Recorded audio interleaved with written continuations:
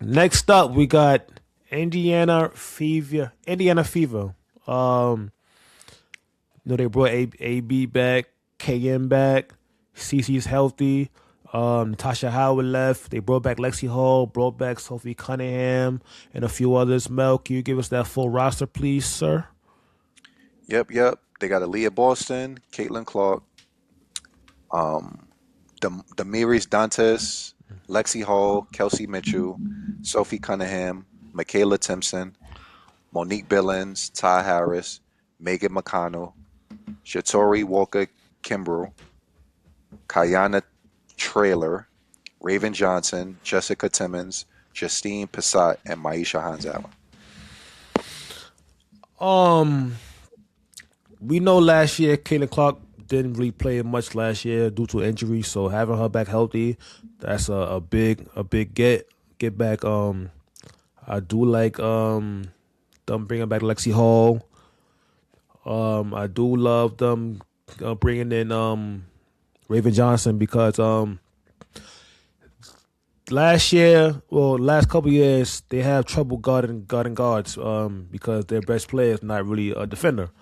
But Raven is. So I think you could see it like in extent in small stints every now and then you will see Raven playing with Kayla Clark, so Raven could guard the best player, the best guard, and Kayla Clark to not be on the best player. I do like Ty Harris. Ty Harris was solid in Connecticut. Solid 10-point scorer. Hit the open shot. She's solid defensively. Solid players, solid playmaker.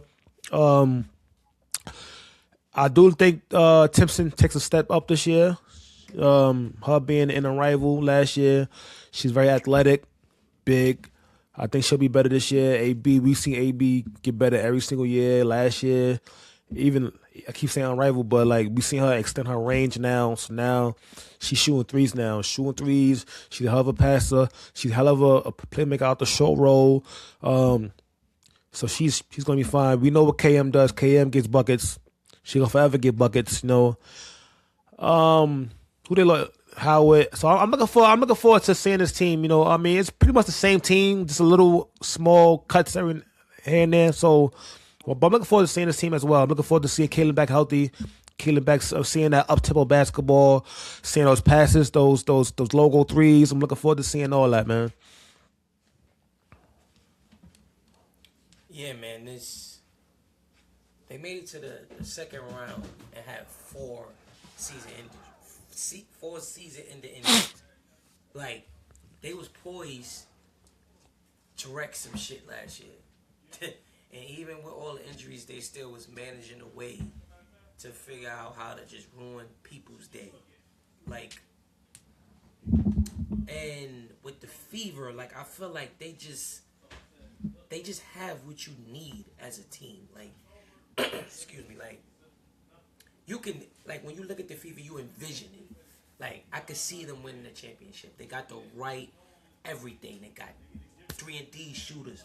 They got scorers at every position. They got people still progressing, advancing their game. Like then they got rookies they gonna pair with superstars. It's just a whole bunch of what ifs on the Fever, and I think that with the coach that they have, I just love Miss Stephanie White that they gonna put it together this year.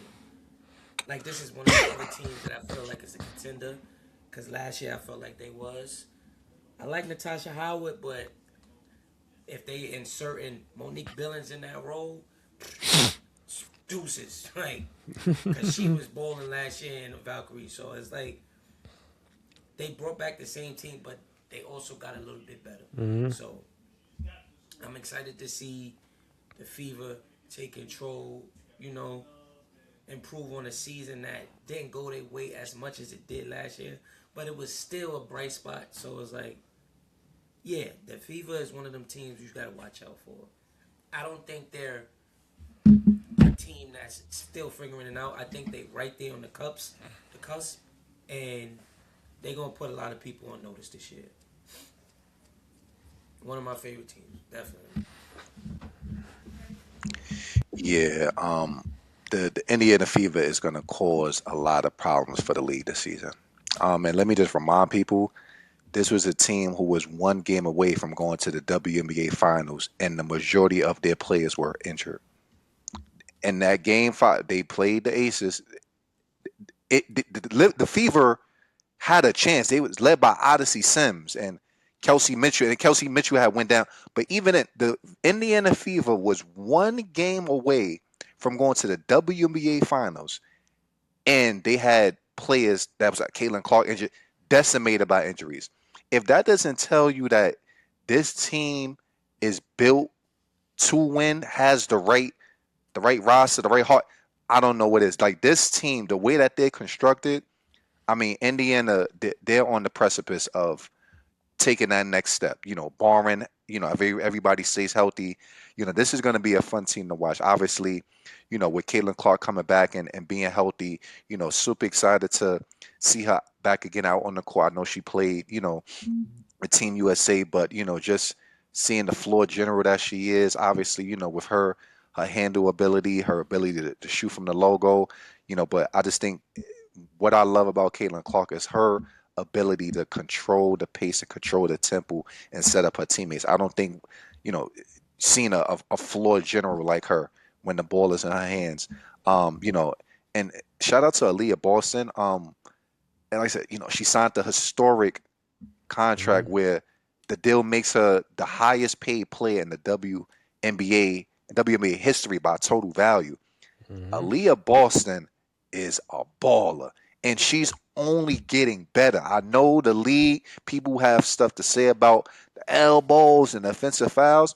One thing you can't say about Aaliyah Boston is that she don't know how to hoop. That woman is a problem. You talk about somebody that knows how to use her size. Aaliyah Boston is the perfect example of being able to, whether it's inside or outside. And I'm so happy for Aaliyah Boston that she's found a home. She's a perfect fit. Caitlin Clark even said, like, not only is she one of the best players, she's one of her closest friends, and just seeing that the connection that they have, and that's important.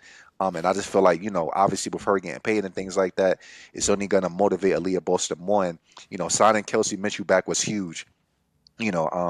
Sophie Cunningham and, Monique Billings. I mean, even that signing, that's the one that's going to take them over the top. Somebody that she's the perfect fit for that offense. She's the perfect player to play alongside and with Caitlin Clark, the way that she runs the floor, mobile big, she's versatile. She could do a little bit more than Natasha Howard at this stage in her career. Natasha Howard is a champion, but Monique Billings is a bit more versatile at this stage in her career, and she's a great fit to be able to run the floor and things like that, man. But and like I said, I'm super excited to see Raven Johnson find her own. You know what I'm saying? Like, I feel like she's gonna be a perfect fit on the defensive end, holding it down, also facilitating, also alleviating, Caitlin Clark from having to bring up the ball every single time. I'm telling you, Raven Johnson is gonna make Caitlin Clark's job a lot easier, and she's gonna come in and make an instant impact. So I feel like overall, man, this team has a lot of great pieces, and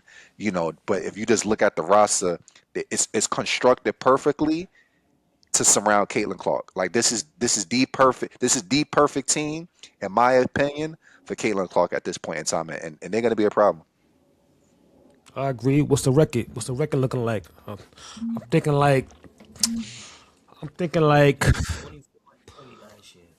I'm thinking like 30, 31 and 13, That's exactly what I was something gonna like say. that. Since you say that, I'm gonna get him one more. 30, 32 and 12. I was going 31 and 13. 31, 13. I say 32 and 12. Yeah, I got barring health, I got them going 33 and 11. 33 and 11. So we're around the same range, man. They'll definitely be one of the teams to be considered to making a run to the championship for sure. For sure, for sure. Barring